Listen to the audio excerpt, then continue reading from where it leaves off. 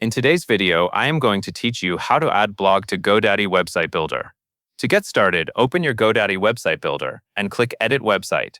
This will take you into the visual editor, where you can make changes to your site layout and content.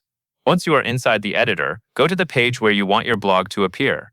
This is important because the blog section will be added directly to whatever page you are currently editing. When you are on the correct page, click Add Section. You will usually see this as a plus icon in the editor. This opens the section library, where you can browse different types of content blocks that can be added to your website. In the panel on the right side, use the search area and type blog. This will quickly filter the available sections and help you find the blogging options without scrolling through everything manually. After that, choose the blog layout style that fits your website best.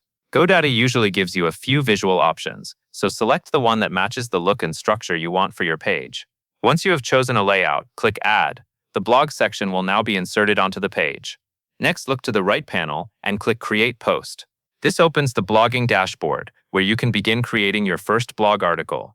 Here, enter your blog post title, then add your written content and any images you want to include.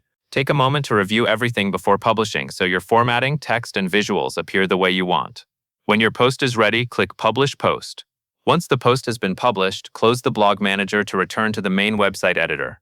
This brings you back to the page where your blog section is displayed, so you can confirm that everything looks correct in the layout you selected earlier. The final step is to click Publish in the top right corner of the website editor.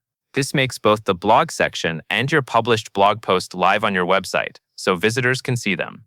If you plan to post regularly, it is a good idea to keep your titles clear and your content easy to scan. That can make your blog more useful and more appealing to readers. That covers everything you need to know.